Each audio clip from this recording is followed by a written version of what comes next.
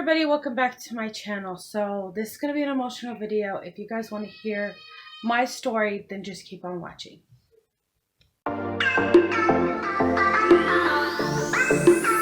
Disclaimer real quick about the lighting. It might not be the best right now. It's raining outside and my lights are downstairs, but I don't want to go downstairs because if I go downstairs, Jameson's going to want me and I want to get this video filmed. So sorry if the lighting is weird in this video.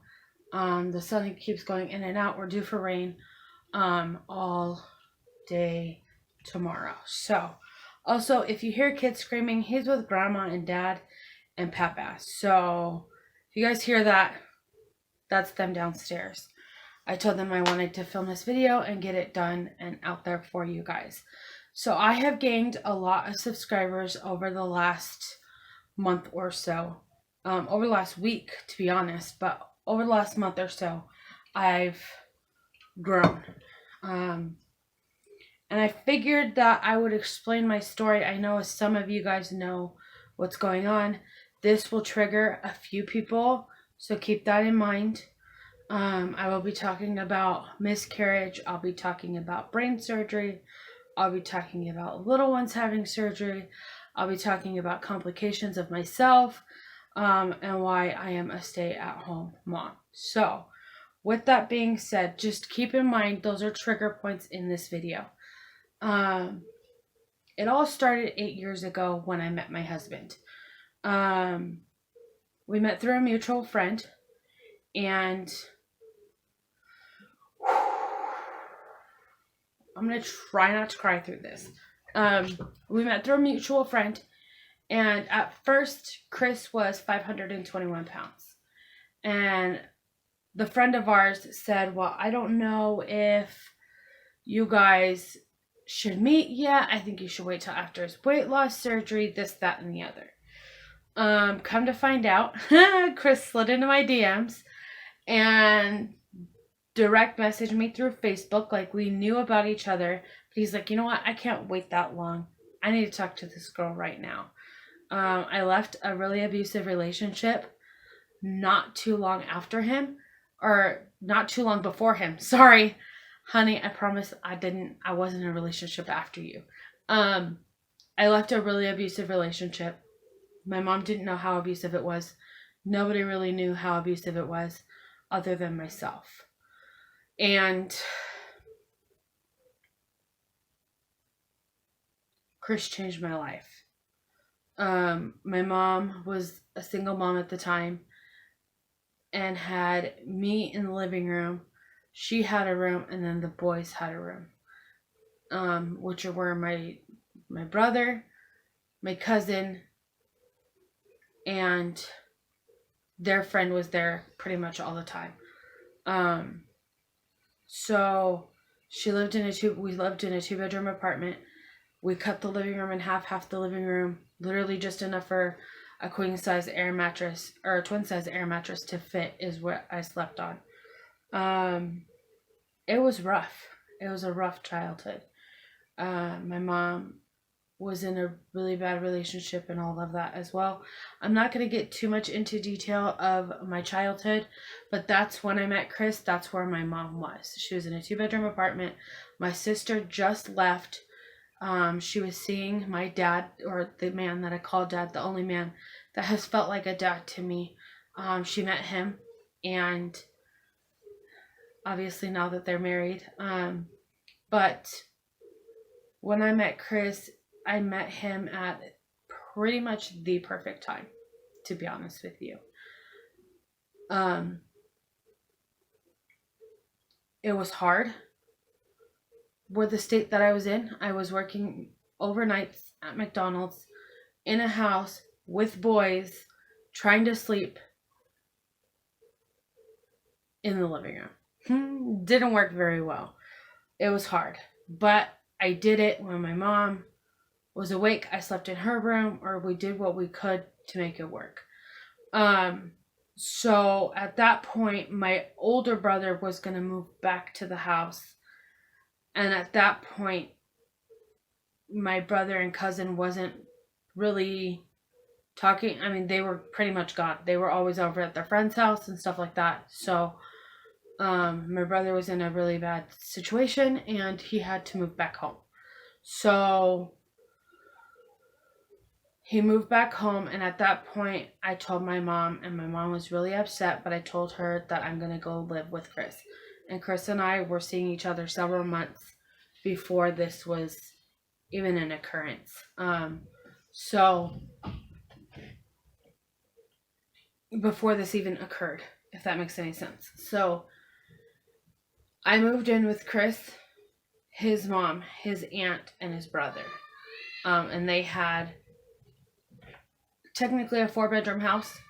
One of the rooms didn't have doors, but it was like kind of like a second living room or a den, but it didn't have doors. So I moved in with Chris and his mom and his aunt, which we called Nana. God, I miss her. And his brother. And everything was fine up until I realized Chris was getting a lot of headaches frequently. And I said, honey, how long have these lasted? He said, for a long time. I just deal with the pain. I said, no. You shouldn't have to deal with migraines this bad. So close together and so frequently. He was having 10 migraines a month, if not more. And so I called his doctor. We got into his doctor, and his doctor said, you have to go see a neurologist. From the neurologist, they wanted him to see a brain surgeon because they found out he had a Chiari 1 malformation,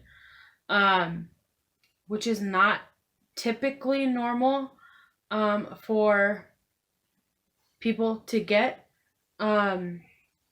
It's not rare, but 9 times out of 10 people or children who have spina bifida have the Chiari 1 malformation. But Chris didn't have Down syndrome or anything like that. He didn't have any issues other than that. So when I heard that and we went to the neurosurgeon, and the neurosurgeon was like, you need brain surgery, and you need brain surgery now. So October,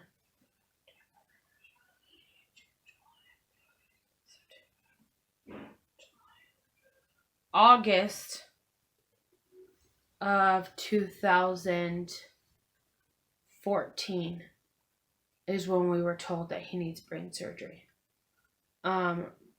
He needed weight loss surgery first before he could do the brain surgery. He did the brain... Well, no, I lied. That was January 2014. Yes, January 2014 is when we were told he needed brain surgery. He ended up going in February for weight loss surgery because he was approved. And then this brain surgeon still didn't want to do the surgery. He was like, no, you're still too big. You need to lose more weight. He got down to quite a bit lost. And they were like, no, you still need to lose more. And I was like, well, let's go get a second opinion from another brain surgeon. We went back to our regular doctor. He then said, okay, well, let's go to your neurologist and find out.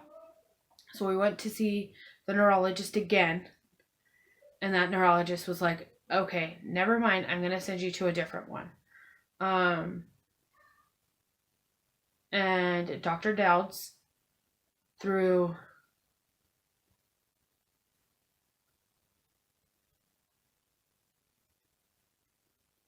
what does he work for?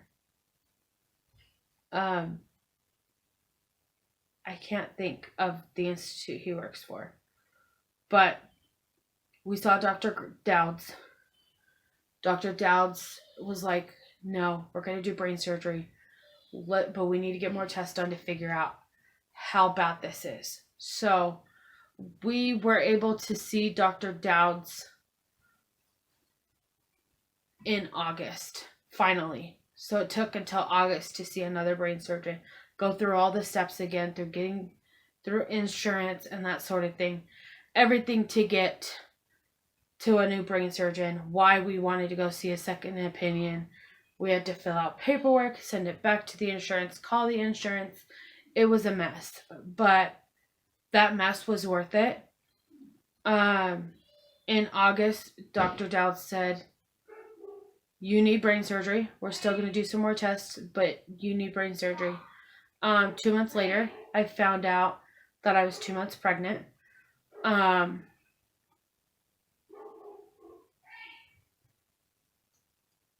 It wasn't a shock. It was kind of planned. Like I talked to... It was kind of planned. I kind of talked to Chris about how I didn't want to be alone. I didn't want...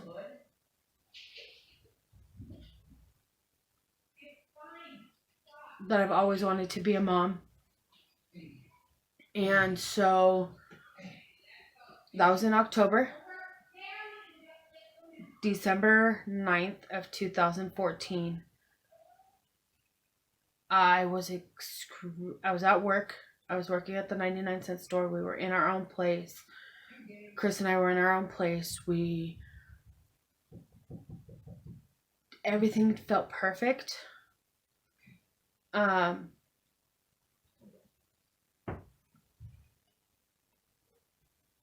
Sorry. And December 9th, 2014, I went to work. I felt like I was going to pass out, and I said, I need to go home. So I called Chris. He picked me up,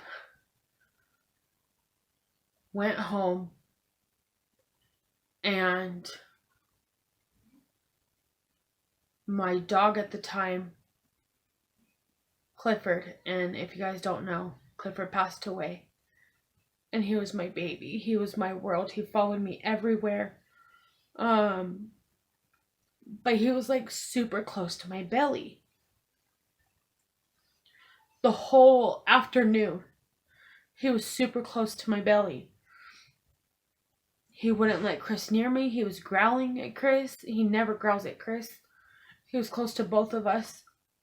He never growled at Chris. He never barked at Chris. He never tried to bite Chris. And this day, all of that changed.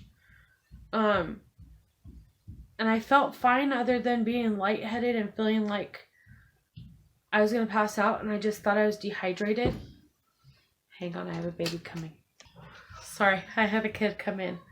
It was kind of perfect timing. Everything was fine. I thought I was dehydrated, so I kept drinking water.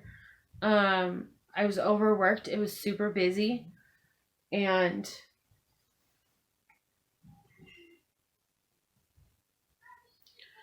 that night, I was just uncomfortable. I was uncomfortable. I was like, you know what? I'm just going to go take a bath. I'm having this uncomfortable pain. We found out we were pregnant in October. This is December. I was just uncomfortable. And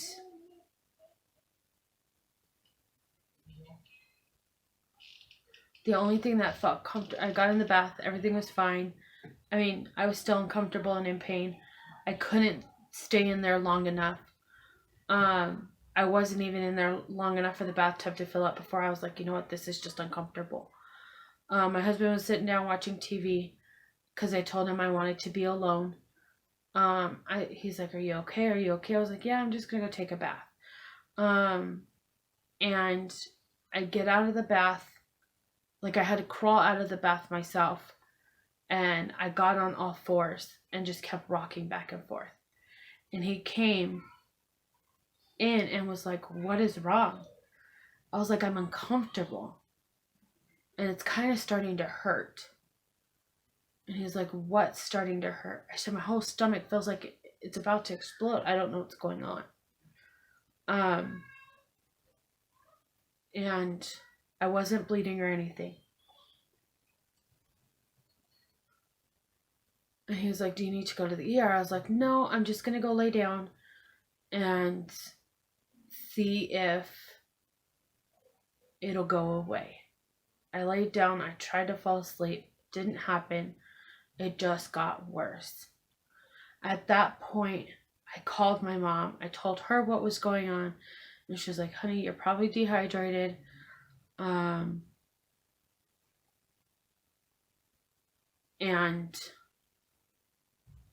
just try to lay down and see what happens. And so I laid back down and I was like, called my mom again, and I was like, Mom, this is so uncomfortable. And so she was like, I was like, I'm going to tell Chris to take me to the doctor. She said, okay, keep me updated. She had worked overnight and she was about to go to sleep. Or she just got off work and was about to go to sleep.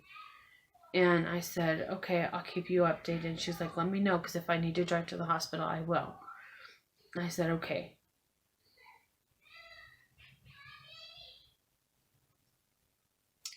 I crawl to Chris and I tell him, I said, hey, we need to go to the hospital. I cannot stand. I'm in so much pain. Something is wrong. And he's like, is it to do with the baby? And I said, I don't know. We didn't see our doctor. We were supposed to see our doctor a few days later. I think it was like December 13th or something. And this was December 9th. And the reason I know is because December 10th is my birthday. So we go to the ER and they said, are you bleeding? I said, no. They checked and see if I had a fever. I had a fever. They said, how much water have you been drinking? I said, I've been drinking a ton of water within the last couple hours. I left work thinking I was dehydrated, thinking that this is what has started it all. And she was like, okay, sweetheart, just breathe. You're going to be okay. And right then and there, I knew something was wrong with the baby. They rushed me to a room because I couldn't walk. So they rushed me in a wheelchair to the room. My husband comes, and then the nurse just leaves. Like we had the register nurse, but then my actual nurse just left. She was like, okay, get in the gown and I'll be right back. This part's hard.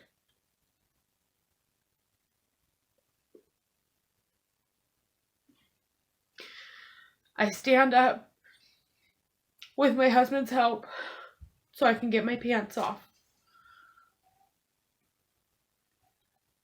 And blood goes everywhere. Now, mind you, so there's the OBGYN room is here, and then they have beds lined up for like the legal 2000s. And my nurse is nowhere to be found. Every legal 2000 had a nurse. And there was one cop there. And all the legal 2000s saw what happened because Chris started screaming. And he's like, oh my God, what's going on? What's wrong with my baby? What's wrong with my wife? What's wrong with my baby?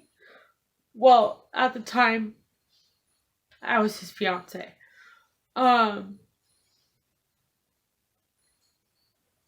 He's like, what's wrong? I don't understand. But because of like hospital stuff and everything, we just said that we just kept saying we were married. Everybody thought we were married.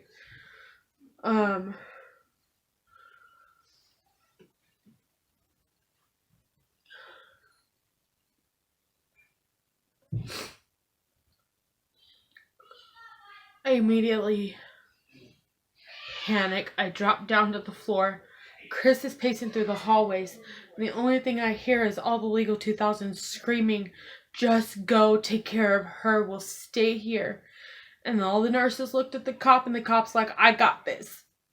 The cop called the security guy. Security guy came over. All the nurses rushed to my side.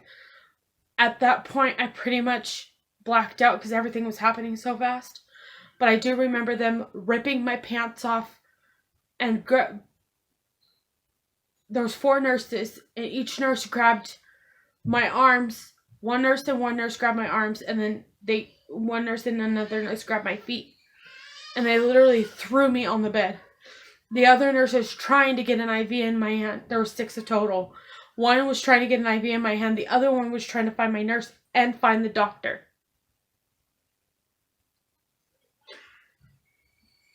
It felt like forever. Once they got me all settled, I called my mom and told her I was having a miscarriage before I even knew what was going on. I said, I just started bleeding, Mom. And she said, is it confirmed by the doctor? And I said, not as of right now, not yet.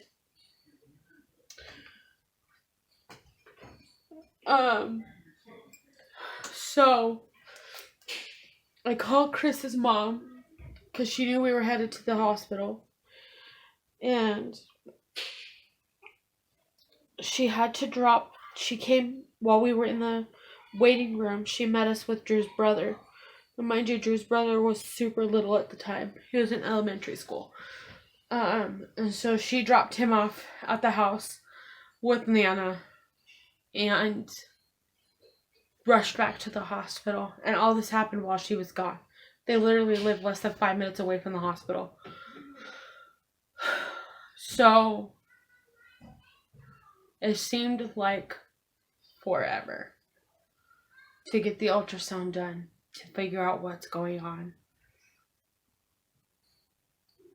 And I asked the technician, and I had to go by myself to get the ultrasound done. I asked the technician, I said, is my baby okay? And she's like, I'm not allowed to tell you. I was like, I need to know if my baby's okay.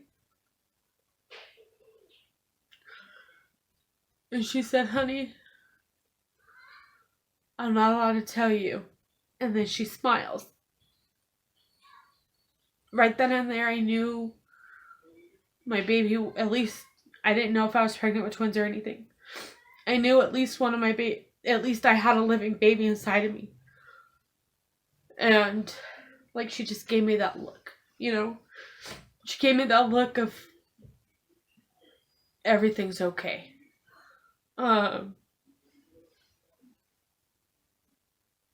It seemed like hours for the doctor to come back into the room. So after getting the ultrasound, I went back to the room. And I told my mother-in-law and my husband what happened, or my fiance at the time, what happened. And they were like, but why are you bleeding? Is he okay is the baby okay right now? Like, what's going on? I said, I don't know. All I know is there's a baby still there. And the baby still has a heartbeat.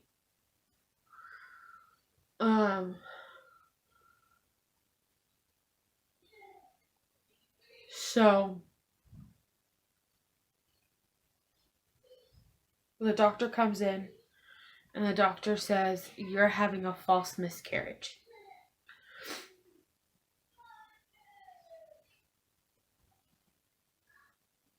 Your body's trying to push the baby away. But your baby's fighting on, and your baby's okay. But you do need to make an appointment with high risk as soon as possible. So I called my OBGYN. My OBGYN saw me literally the next day. Checked on baby again. I was able to see him. Well, obviously I know it's a boy. I was able to see him. I was able to see his heartbeat. And they were like, yeah, you're still bleeding. I'm going to send you up to high risk. I said, okay. I go up to high risk. They see me 2 days later. We were able to see the baby again. And he said, you now have something called a hematoma, which is a blood sac above the baby. You're going to be bleeding for a while, but you're going to be okay. And this could turn into a miscarriage of the baby. So I'm putting you on bed rest. I said, how am I supposed to go on bed rest? I can't work. How am I supposed to pay my bills? And so I called my best friend and my manager, and I tell them what's going on. And they were like, okay, well, I'm able to push you off for a month. And then we'll see what happens. At that point, they switched management. They switch managers at the 99 quite often, so that way nobody gets comfortable. But my best friend was still there. And I bring in all my doctor's notes and everything. And this new manager was like, a month later, I go to the doctor. I mean, I was seeing my doctor all the time. And I was still bleeding and everything. And the end of January, I tell them that I still can't go back to work. I'm still bleeding and the baby's still at risk of leaving. And she was said, well, we're going to have to fire you. At that point they said, okay, let's get corporate involved. I said, okay. So corporate got involved. And they're like, well, I could push you out for 2 months. And I said, okay, well, that'll push me out to after Chris's brain surgery. Chris's brain surgery was scheduled in February. That'll push out to after Chris's brain surgery. And healing time for Chris. And also healing time for me.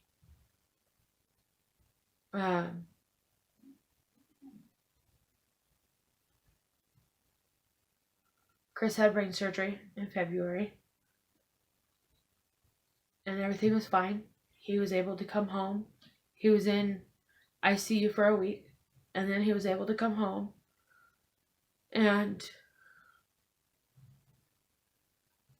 March 21st, which was Chris's birthday, we went down to the courthouse and got married. Because of everything that happened, I physically did not want to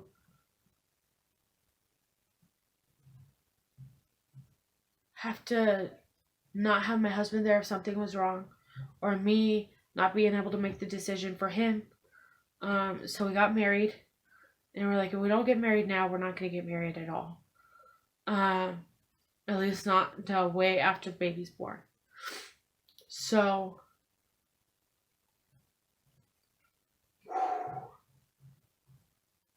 we got married, and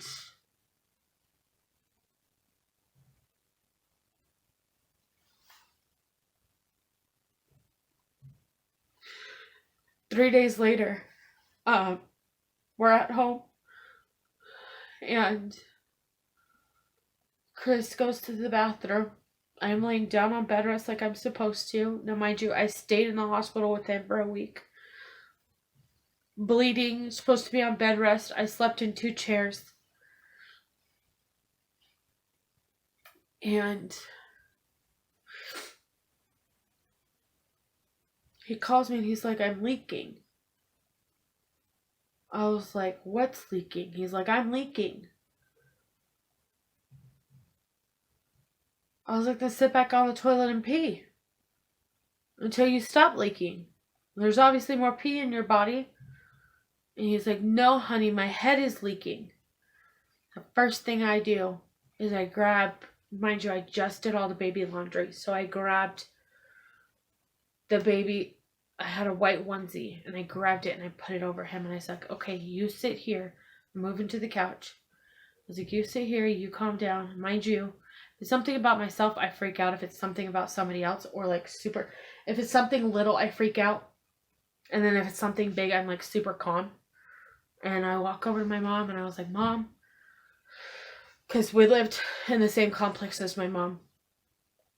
And I walk over to her house and I said, Chris's bleeding is leaking from his head. And she's like, okay. She grabs her robe, because she was in a nightgown. She grabs her robe and slippers. And she's like assessing on what to do. And I have already called his mom and his mom's on the way. And she said, honey, he's not leaking. He's spewing. And that's spinal fluid. Spewing out liquid. And the reason she knew it was spinal fluid is because where all the liquid was leaking, Chris had red dots everywhere. That's how she knew it was spinal fluid.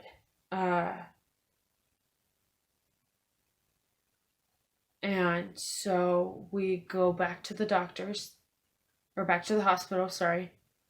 And they were like, okay, calm down. We'll call his neurosurgeon. We'll do this. We'll do that. 3.5 hours later, the neurosurgeon hasn't came. They gave in Chris pain medication, but nothing else. They gave him Dilaudid, but nothing else. Like, they just switched it to gauze, and we were going through gauze like crazy.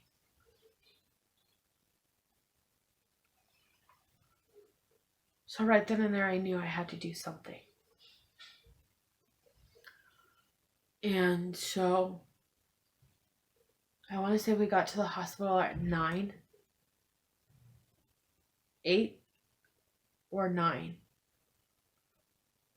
And by 2:30, I was like, I need to call his neurosurgeon. I call his neurosurgeon, and his neurosurgeon's like, yeah, we haven't gotten any call from the hospital. What hospital you're at? And I told him what hospital we're at. And he was like, well, I have a member of the team there right now. I will call her and she's going to come see you guys right now. I said, okay. She comes in and she's like going ballistic on all the nurses and all the doctors taking care of him. Why did she have to call me? Why didn't you guys call me? You guys should have called me.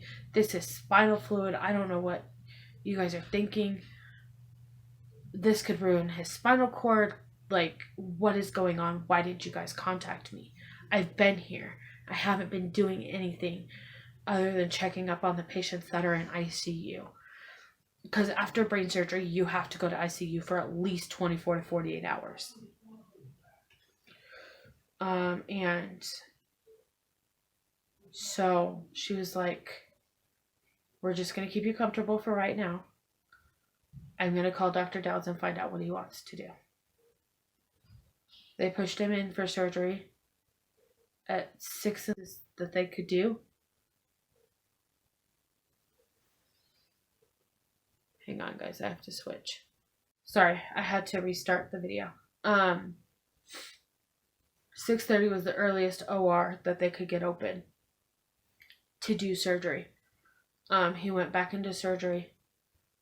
And basically what happened, so when he had this first surgery, he had 2 extra vertebrae that they had to remove. He also had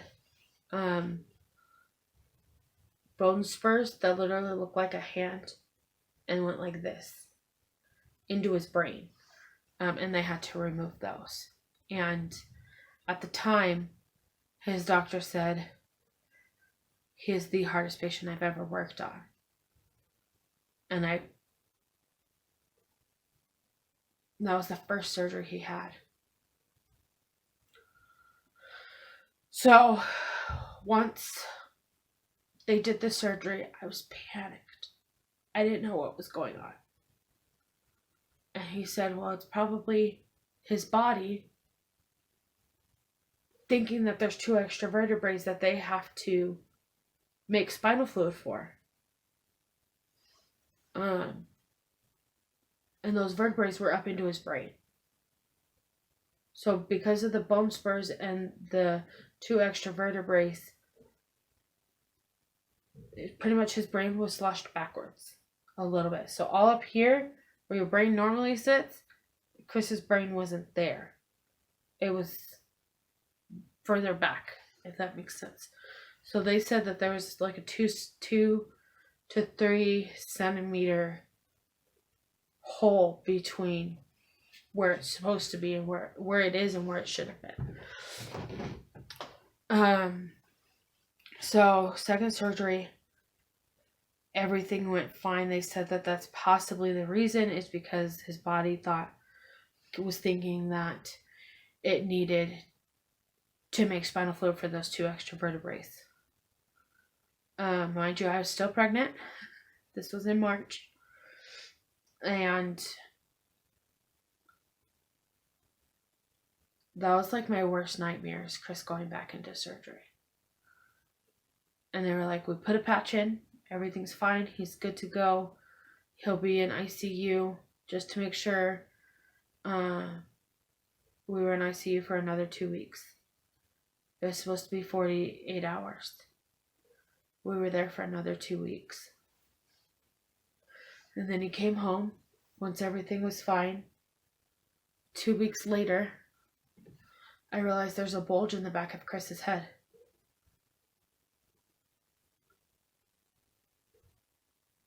I was like, this is my worst nightmare. So I call his doctor. I let him know what's going on. He's like, let's go take you to the ER. And thank you for calling me first. We go to the ER and they say the patch didn't work. The patch let the incision heal, but the patch didn't work. That's why I wasn't spewing out, is because of the patch. It let the outside incision heal.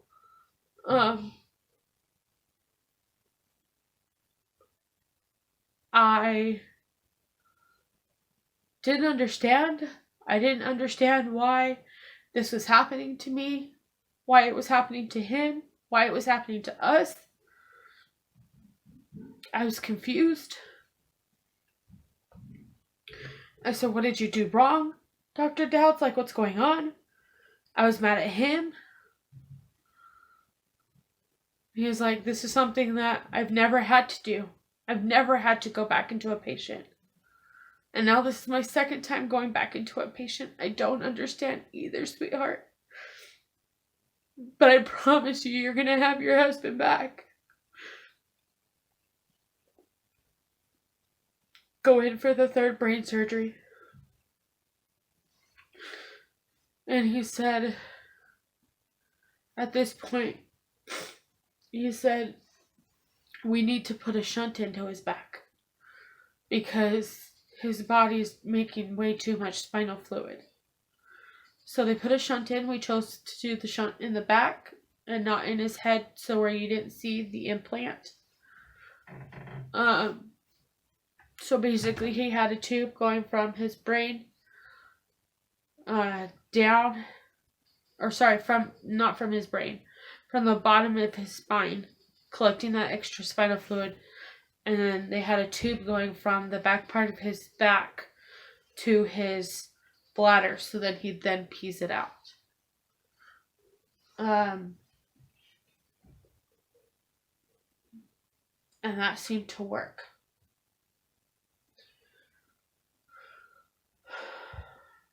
They didn't close the shunt for 2.5 weeks. We were in ICU that time. Mind you, I was still bleeding.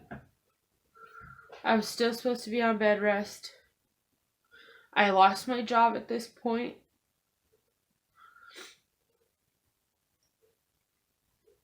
Thank goodness we had friends and family to pay our rent. Chris's disability paid our bills. We had an amazing landlord that pretty much waived our rent. We had to pay $100 a month at that point. for rent. He was a friend of the family at that point because of my mom. And then my sister and I got an apartment for a while. When my mom first had her place, we lived next door to my mom. And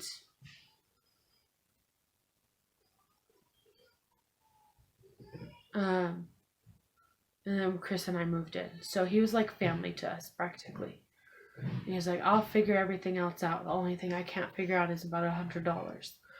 So, because it has to show that we pay some type of history. We had to have some type of history payment. At the minimum that they could do is $100. After him talking to corporate and stuff. So,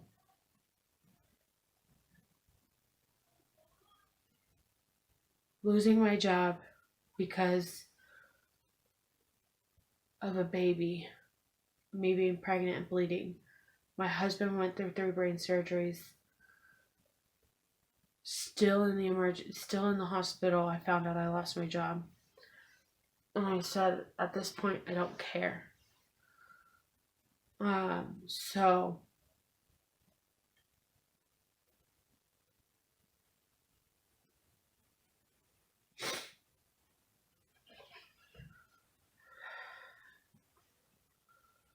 I thought everything was fine. Chris tried to stand up to go home, and his blood pressure skyrocketed. They wanted him to get dressed with everything still connected. Decided that we were going to go home, and we put on his boxers and we put on his pants. I was 7 months pregnant at the time.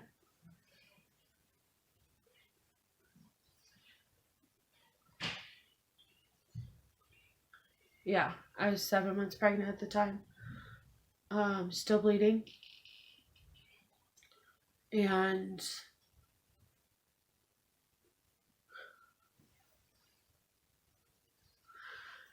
he stands up to put his shorts and pants on and his boxers and shorts on, and his blood pressure skyrockets. His oxygen level drops. His heart rate skyrocketed. And they rushed me out of the room. I was like, no, you're not taking my husband away from me. I need to be in that room. And the doctor said, no, you are not allowed to be in that room right now.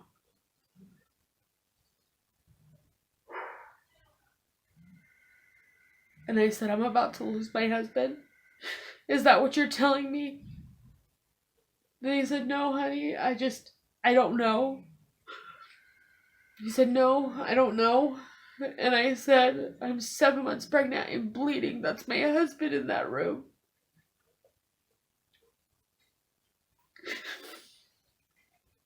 I thought I was going to lose my husband. And there's like hundreds of nurses in that room. Hundreds of nurses in the hallway. Every single doctor, every single nurse you can think of was in that room. They called neurology to come in the room. They rushed in the room. The neurology assistant was talking to me, and then she said, you're obviously not going home today. And I said, no, but I'm going to lose my husband. And she said, honey, if I have anything to do with it, you're not going to lose your husband. So, and she's literally hugging me so tight. It was just me at the hospital. His mom left. My mom left. My brother left. Because we were supposed to go home. His mom one of them had to go drop off somebody at work. So, I think it was my mom having to drop my brother off or something. And she said it was going to be back to pick us up because it was going to take a little while before we were discharged. And I immediately called my mom. I tell her I'm losing my husband, and she's like, what do you mean? I just left. And I said, I don't know, that he tried to stand up and everything's gone wrong. All the machines are going off. His oxygen's dropped, his heart rate is skyrocketing. I don't want to lose my husband, and I felt alone because nobody was there.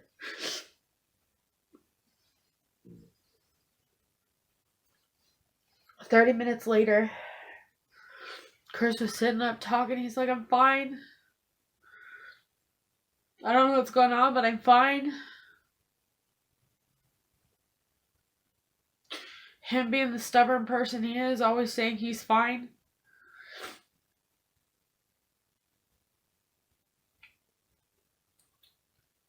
We were in the hospital again from that point for, I want to say, 5 more days. They weren't sure what was going on. They weren't sure why. We still don't know why it happened.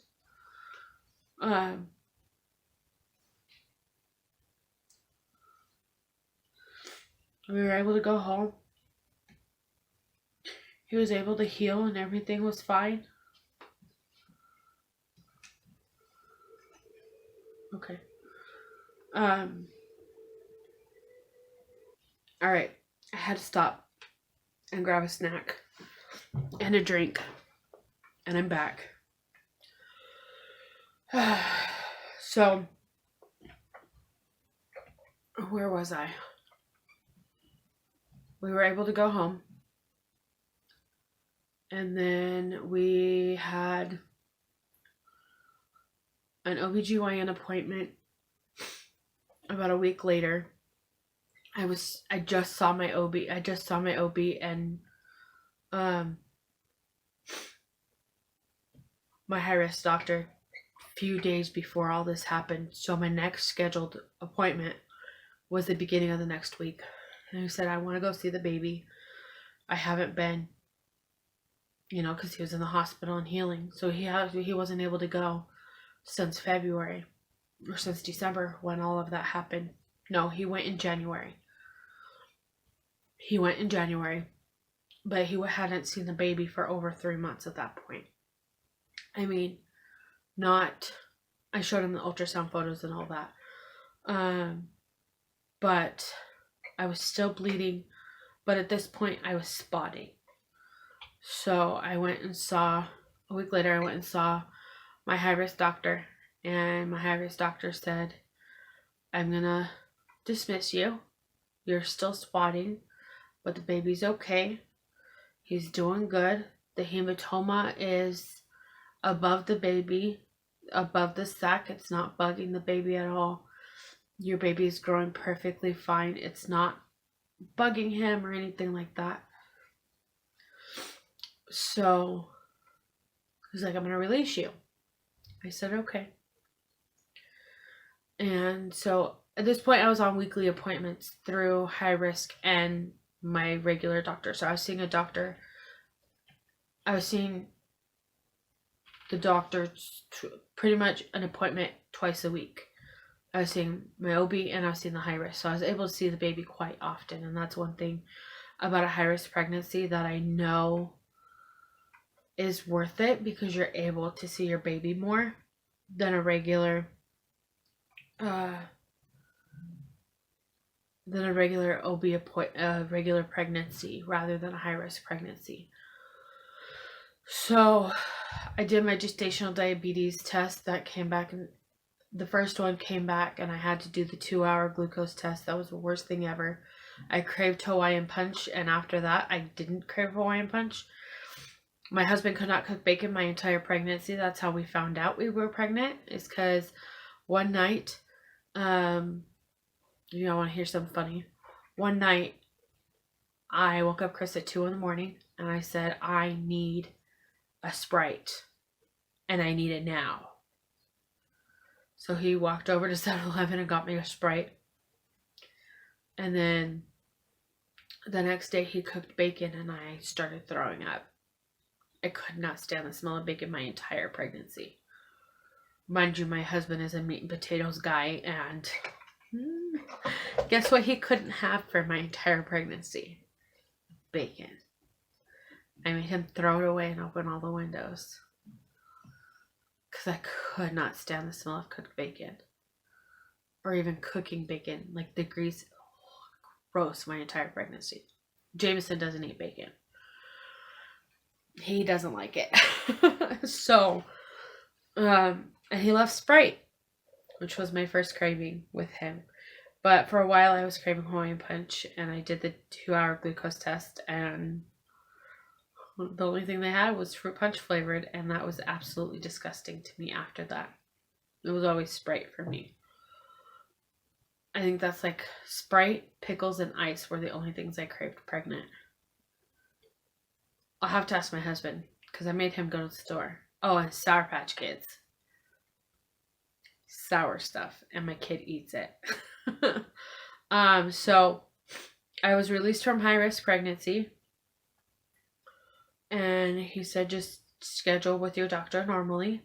I saw my doctor the next day, everything was fine.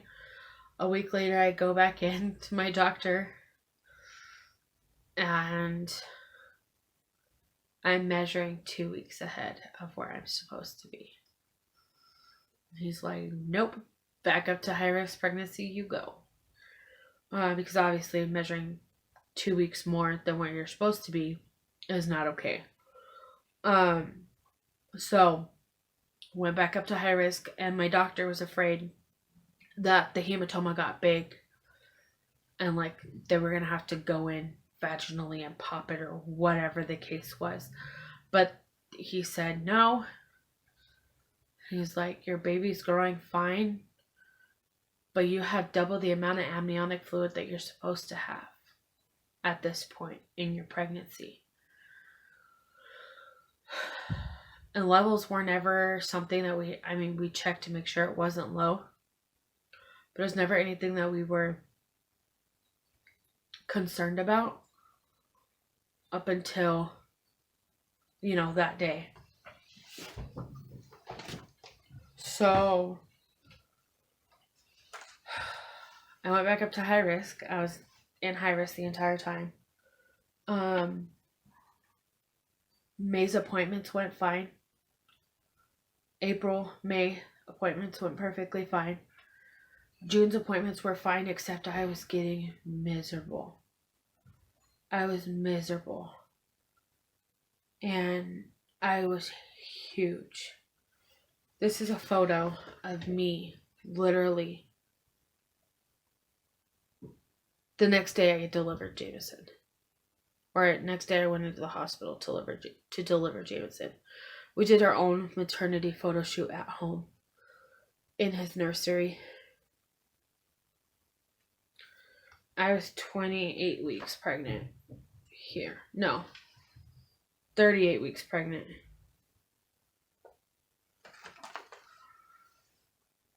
Supposed to be born the first week of July. And my doctor was like, several times I went in the month of June, May and June. I went into preterm labor. I was having contractions. I was dilating everything, and they didn't want the baby to come out. They wanted the baby to stay longer. And so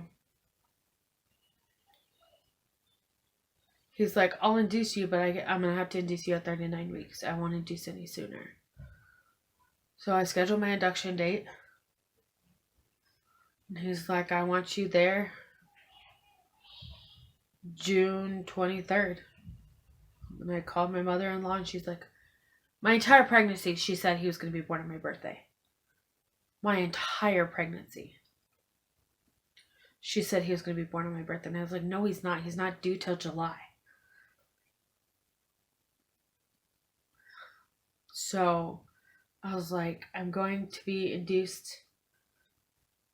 No. I said I was going to be induced on the 22nd. She's like, he's not going to come till the 24th, watch.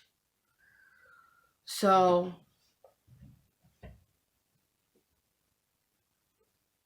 I call the 22nd, and they say, we can't fit you in. You're going to have to come in.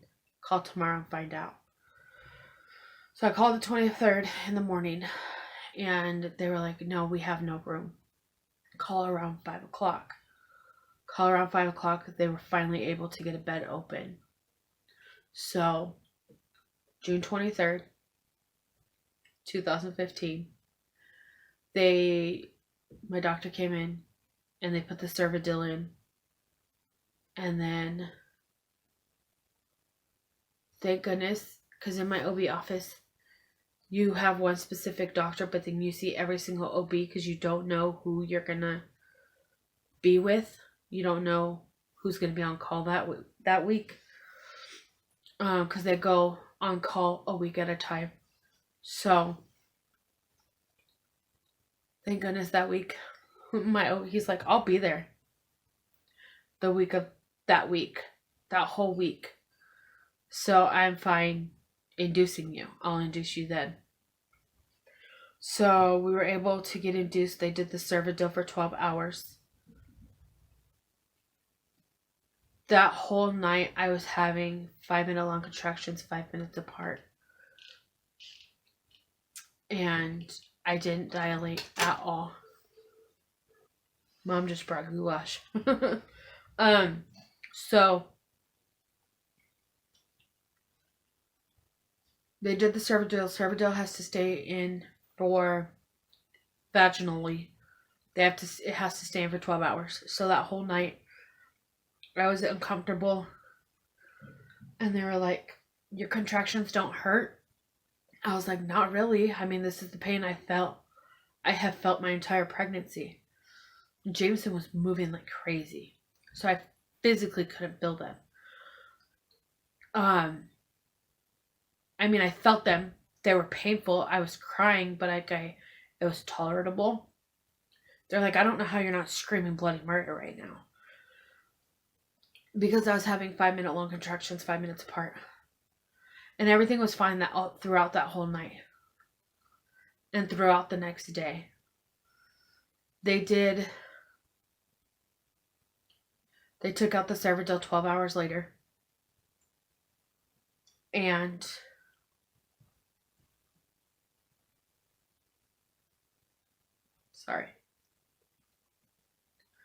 I only progressed to a 2. Now, mind you, when they gave me the pill 2 months ago to stop labor, not 2 months, like 3 to 4 weeks prior to stop labor, I ended up going like this. I was at a 4 dilation at that point. Before they gave me the pill to stop contractions, and then my body just recontracted itself. So I was at a 2, and they're like, we'll try Cervidil again. I was like, yeah, that's fine. Let's do Cervidil again for another 12 hours. I really want to do a vaginal birth. So my doctor comes in. Now, mind you, Chris and my mom left downstairs to go eat breakfast because I was on a no food policy right now. With the contractions being the way that they were, they didn't want me to eat. And I was nauseous, so I physically didn't want to eat. So they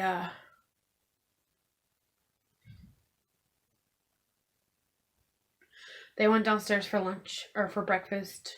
Lunch. It was lunch. My doctor comes in, like rushing in. All the nurses come rushing in, literally minutes after they leave. And I was like, you need to flip to your side. Now, like, flip to your side. So I flipped to my side. Still couldn't get a heartbeat. They had me on all fours. They were able to get a heartbeat. And I had enough time to call my mom and Chris and tell them to rush back upstairs. So they come rushing upstairs. 5 minutes later, the nurses come rushing again. Flip to your side, flip to your side, flip to your side, flip to the back, do this, do that, do the other. Put the peanut ball in between me trying to get another heartbeat. 5 minutes later, after my contraction was over, now mind you, trying to do this in a contraction, it's freaking difficult trying to flip and put things between your legs and all that. Nope. So 5 minutes later, they come rushing in and they call my doctor. And my doctor's like, no, you're going into emergency surgery. You're having a C-section. You're having a C-section right now. And I didn't have time to wrap my head around it. I physically didn't. He's like, I'm going to go check on one other patient and then we're going to the OR. So then the nurse comes in and says, Doc went to go check on another patient. She's crowning already. So we're going to sit here and we're going to make sure baby has a heartbeat. And in the meantime, anesthesiologist is coming and giving you an epidural to where we can, doing the anesthesia things, talk to you and about an epidural and all that before you go into your C-section. And I said, okay. So I walked myself into the room.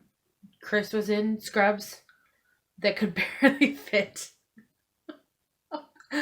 Because they only had an extra large and he was wearing a 2X at the time. My mom was so upset because I wanted her with me. And only one person can go in the room, and obviously my husband's going to be there first. So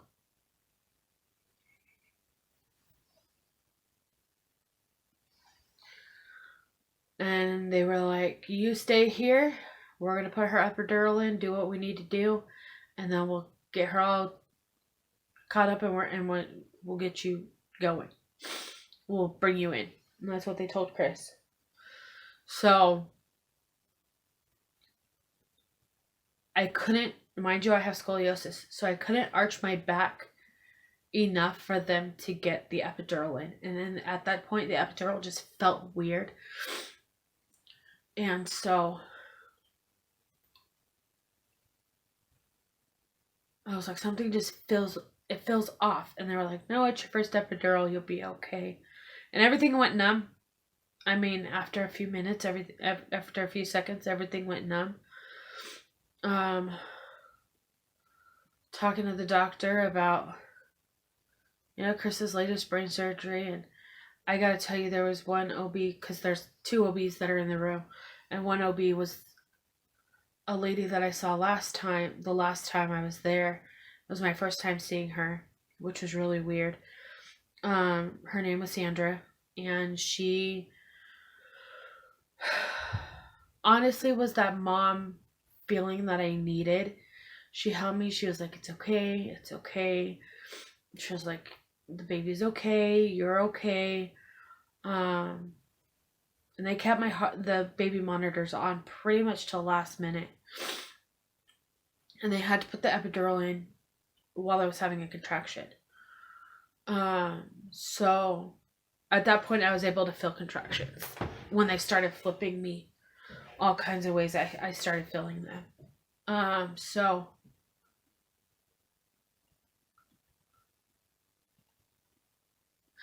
they put the epidural in and they told me to lay down, and I laid down. It honestly felt like the smallest bed in my entire life. And so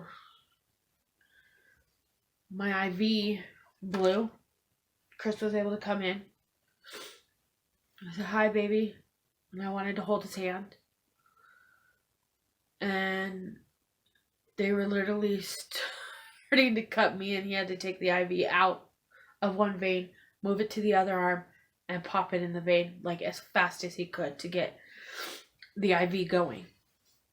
Just in case I needed nausea medicine or whatever, and obviously you're in surgery, you need an IV. So both my arms were strapped. I couldn't hold my husband. I couldn't hold my husband's hand. And I had a healthy baby. Or so I thought. I mean, he was healthy at birth. Everything was fine. It was the best day of my life. I got nauseous during C-section. Just because of all the pressure and stuff, it just made me really nauseous. And I met my son for the first time. And it sucks because they showed him to me, they just showed me his face. Like, I couldn't hold him. Not even with one arm. Normally, when you're able to hold the baby, you're able to do skin to skin for just a couple of, like, a minute or so, but you're able to do skin to skin. I wasn't able to do that with him. And then he said, "I love you, baby. We did it. He's here." And next, they were like, "Oh, he's gone with the baby." I was like, "What?"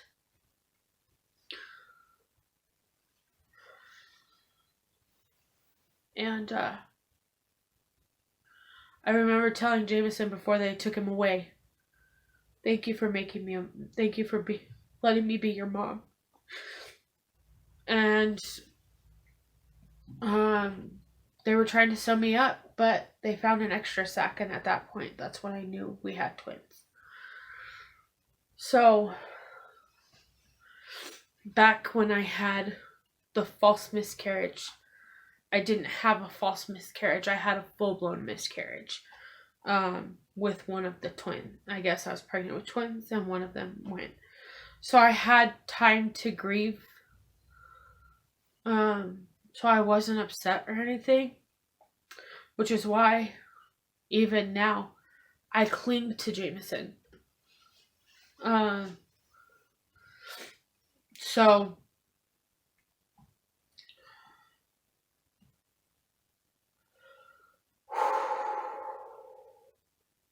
I healed well.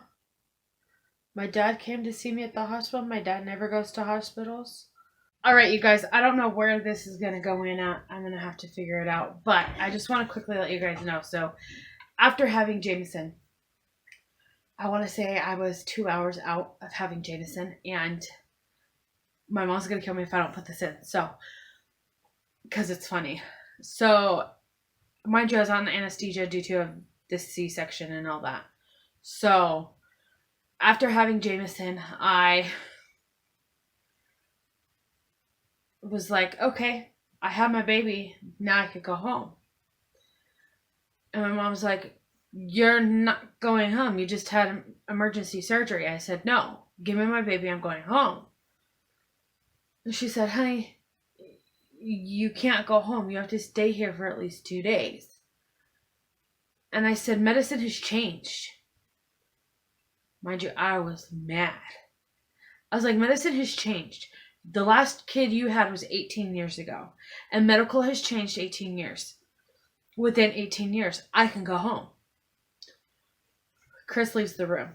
And my mom is sitting there arguing with me, telling me that, now mind you, this is me coming off anesthesia. Please keep in mind that. So my mom's like, "No, you're not going home. Your baby's asleep. You need to calm down. You're not going home." So it's been 18 fucking years since you had Brandon. You're not going home. I'm going home. Medicine has changed. I'm healed. I'm good. I moved myself from the OR bed to my bed, to like my hospital stay bed. I was able to move, and I did move. So she was like, "So you can feel?" I was like, "Yeah," and I feel fine. Next thing I know, the nurses came in the room. And now I'm sitting there screaming and yelling at my mom. The nurse comes in the room, and the nurse is like, "What's the matter, honey? I hear you want to go home." I said, "Yes, I just want to go home." So she said, "Okay, can you lift up your leg?" I said, "Yes, I can lift up my leg. See? My leg didn't move." So she sits me up and she's like, "Lift up your leg." And I lifted up my leg again. I was like, "I feel like I'm lifting my leg. Why isn't my leg moving? What did you guys do? Like, I feel fine."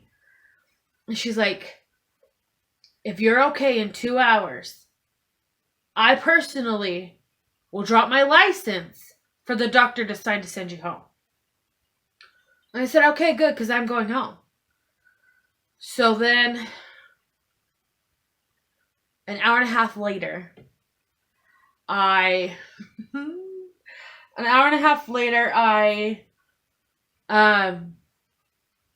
start pushing the button really, really, really fast, like super fast.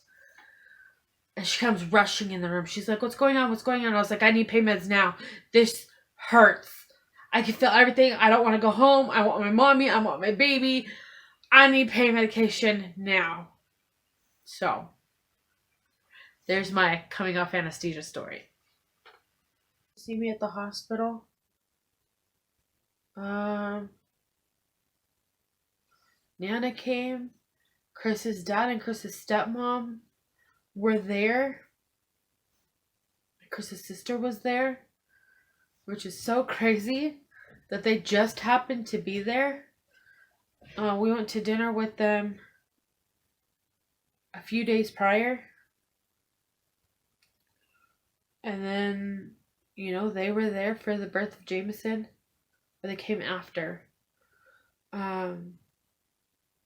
Friends and family came to see him, and everything was perfect. Like, I was like, finally, all this stress is over.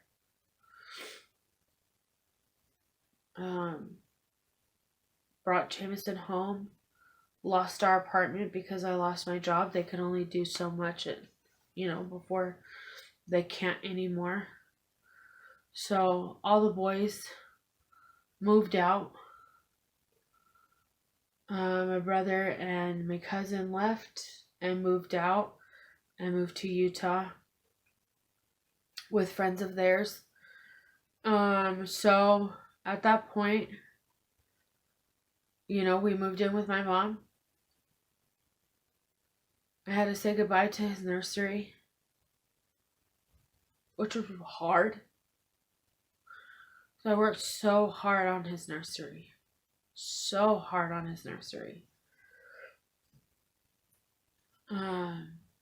But we had Clifford, and we brought Clifford to my mom's house.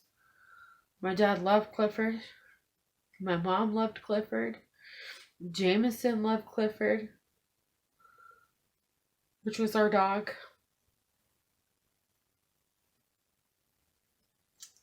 Six months after Jameson was born, he was sick with a respiratory infection. And he just kept getting sick like every 30 days. Then his doctor was like, well, after 6 months, she was like, he was a year. I think he was almost a year. She was like, let's do a blood test to find out if he has an immune disorder or check his allergies or whatever. So 3 months, she said, let's check his allergies. So he was 9 months then. And then when he turned a year, she was like, let's do this panel to find out if he has this autoimmune disorder. Where your white blood cells attack your red or your red attack your white, something like that, and you get sick because your immune system is low. Hey, now we're right again. So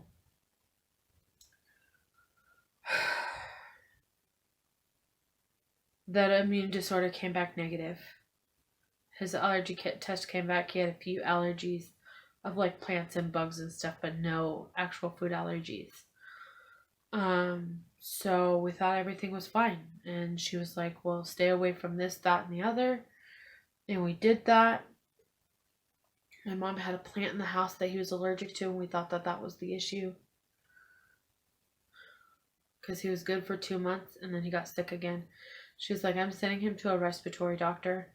We were able to go to a respiratory doctor. That respiratory doctor said, nope, he needs to go see an ENT. He's like, I can't give you specifics. I'm not an ENT myself. His respiratory is fine. He needs to go see an ENT.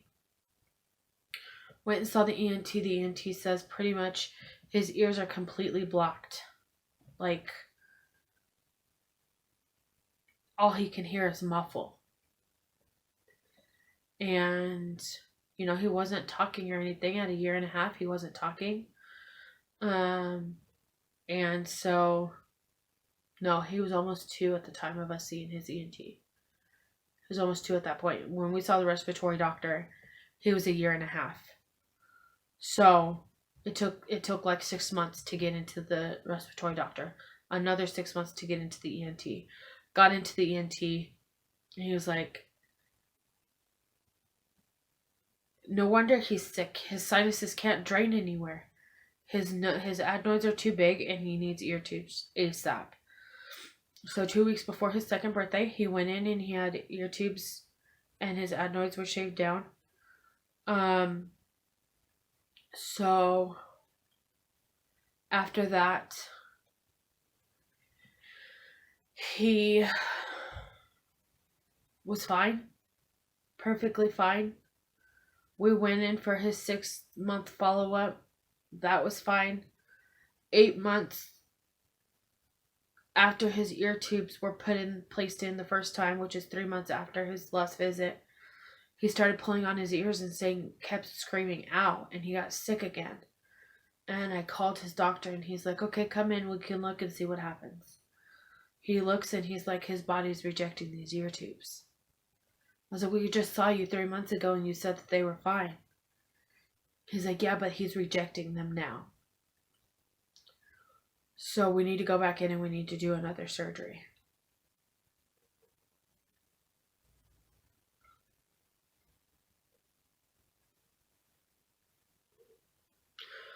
So they went in again, did another surgery, came out okay. You know, and I felt like everything was fine for a little bit other than him getting sick. And I was like, I don't want to go through this all over again. I did it with my husband. I don't want to do it with my baby. Those ear tubes did perfectly fine up until this last one that you guys saw. December of last year. Last year.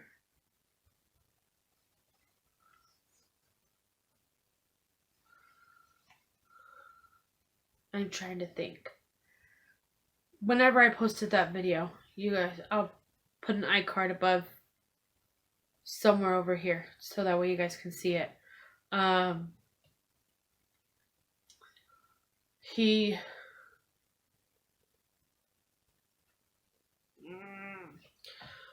want to say it was December,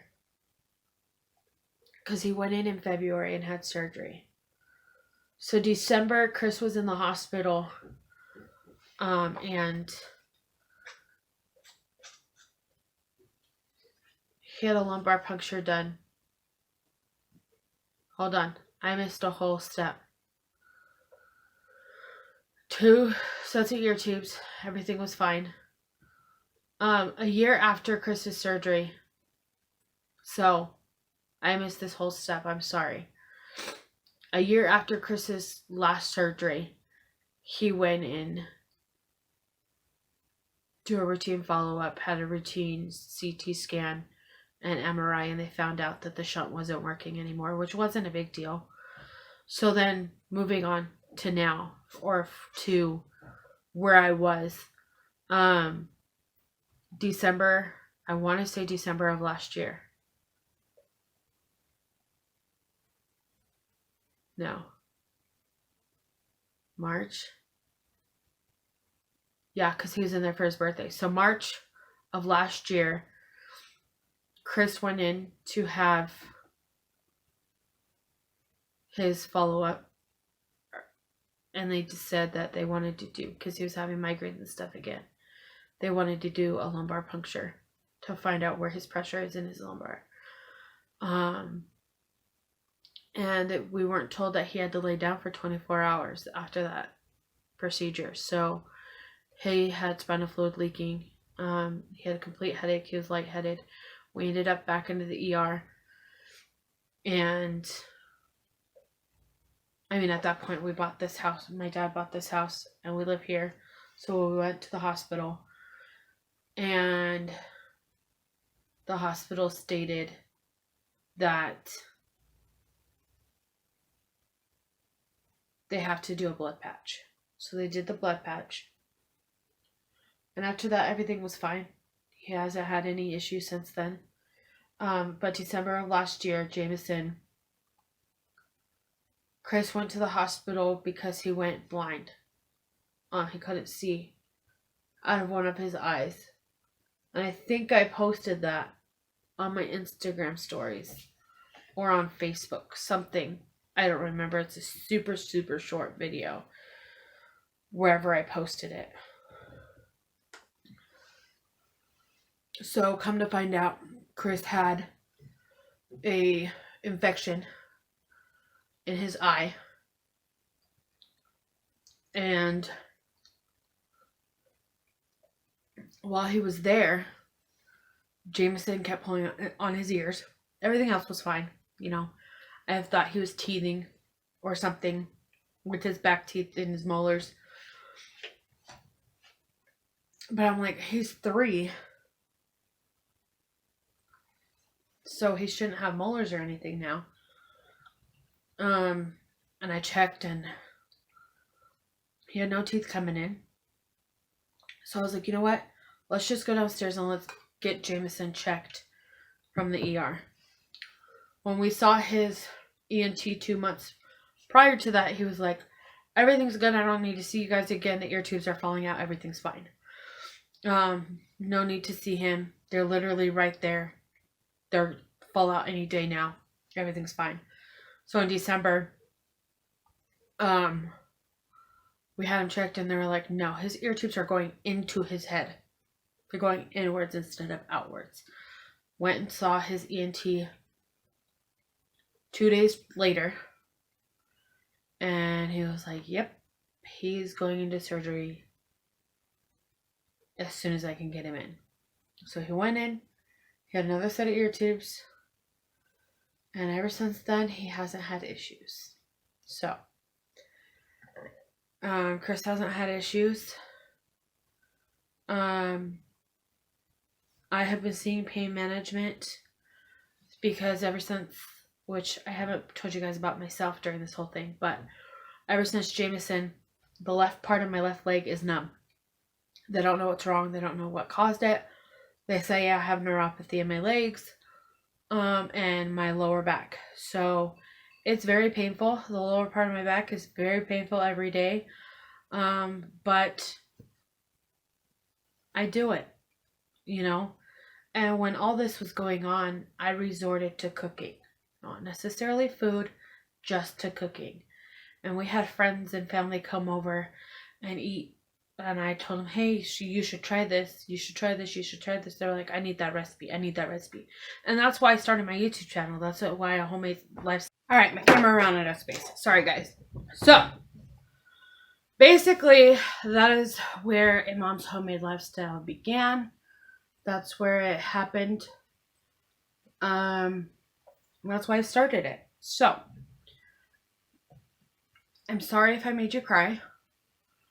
It was just one of those days where I was having an emotional breakdown and then realized what has happened to us and what has happened to me and, you know, how Jameson got here. And really, it made me think about this small little struggle that's going on right now. Is just a little part of life. And so yeah, that is what is going on. Also, really quickly about myself, I did get diagnosed with a thyroid disorder that they cannot get figured out. It keeps fluctuating. I go on meds, it gets too low. I go on off meds, it gets too high, that sort of thing. So that is what's going on. That is why a mom's homemade lifestyle began. I am so grateful that I have you guys as a platform to do my passion of food and life stuff. And, you know, let me know if you guys want more story times because I've got enough. Let me know if you guys like this part. Obviously, I cried through the whole video. It's been rough, but you know what? We've made it through. And yeah, so I hope you guys enjoyed this video. Please do not forget to give it a big, huge thumbs up. Comment down below. Subscribe to my channel if you're new. Like this video, and please, please, please share my video. Let's get my video out there. Let's get even more subscribers. I appreciate each and every single one of you. And as of right now that I'm filming this, I have 182 subscribers. So I know when I look back on this video, I know it's going to be worth it to put my whole life out there, or at least 90% of my life out there. My childhood is a whole different story. Good luck trying to get that out of me. It ain't going to happen. So yeah. This was a hard one to film. I didn't even expect me to even put a video like this out there, but right now I feel like it's the best thing for me to do, and it's going to be a bonus video for you guys, so keep that in mind as well. And please, if you feel like direct messaging me, you guys could totally direct message me about anything. Life is tough, life is hard, but you know what? We're getting through it. And that's why I wanted to get this video out and let you guys know that, you know, you may see a happy person on camera, but at the same time, life struggles happen, things happen behind the scenes. And just know you guys only see a snippet of everybody's life. You only see people who do cooking videos, only see the cooking videos. People who do hauls, you only see that part of their life. You know, people who do grocery hauls and hauls in general, don't judge them on their money, because they could have gone through something that I went through or something that you're going through now. Just because you're having a bad day doesn't mean you need to make somebody else have a bad day and leave a bad comment or something like that. So this is a video to shine light on life. And you know, I almost lost myself. I almost lost my husband. I almost lost my baby. And we're all here today. So, that being said, I hope you guys enjoyed it. Be smart, be strong, be safe. I'll see you guys in the next one. Bye, guys.